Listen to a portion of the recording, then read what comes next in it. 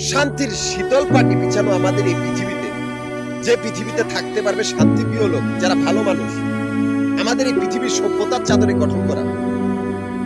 কিন্তু এখন কোন সভ্য জাতীয় নাই যারা আমার কথা শুনবে বা বুঝতে পারবে। আমি স্বাধীন একজন প্রতীক, আমি আমার নিজের কক্ষপথ নিজে তৈরি করে সে কক্ষপথে আর চাইতে পারি নাই। আমারই কক্ষপথের সামনে আবর্জনা পড়ে আছে, অথচ কোনো মানুষকে তাদেরকে পরিষ্কার করা। আমার কোনো ধর্ম নাই, আমি পথিক। আমাদের এই ব্যবসায়িক ব্যাংকগুলার বাড়িঘরগুলার ভিতরে কতগুলি মাফিয়া কুত্তার বাচ্চাগুলো রাজত্ব করিতেছে। বড় ব্যাংকগুলার ভিতর সাইডে ব্যাংকের বাড়িঘর, এই বাড়িঘরগুলাই ব্যাংকগুলার কোম্পানি।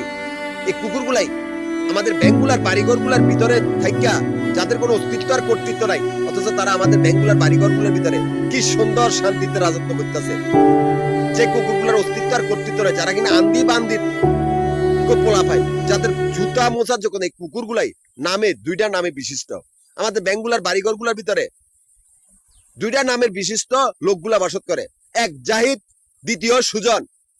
এই দুইটা নাম বিশিষ্ট কুকুরগুলাই আমাদের ব্যাংকগুলার বাড়িঘরগুলার ভিতরে যারা কোম্পানিগুলার আলগাটি খাইতেছে, যাদের কোনো অস্তিত্ব আর কর্তৃত্ব নাই, মনে ওদের বাপে তৈরি করে দিচ্ছে। কুকুরগুলার অস্তিত্ব আমি কর্তৃত্ব রাখি নাই।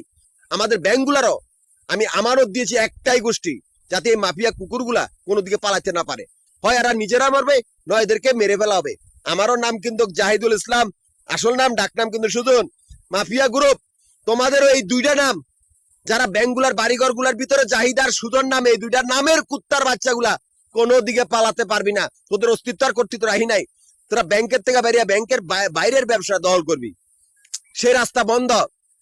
আমি ঢাকা, গাজীপুর, নারায়ণগঞ্জ তিনটা জেলা সমিতির প্রধান। এই তিনটা জেলা সমিতির অফিস মিরপুর, নবাবপুর, মতিঝিল। এই তিনটা জায়গার ভিতরে আমাদের আবাসিক বাড়িঘর বা হোটেলের ব্যবসার হিসাব করা হয়। এখান থেকে আমার অ্যাকাউন্ট চলতেছে।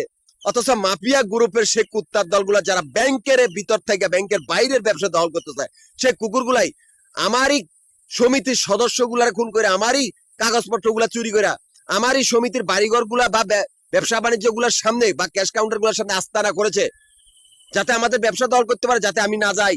কি হবে? মাফিয়া গ্রুপের আমি কোনো অস্তিত্ব আর কর্তৃত্ব নাই। ব্যাংকগুলার আমারও দিয়েছি একটাই গোষ্ঠী, যাদের সংখ্যা হিসাব করে পারবে না।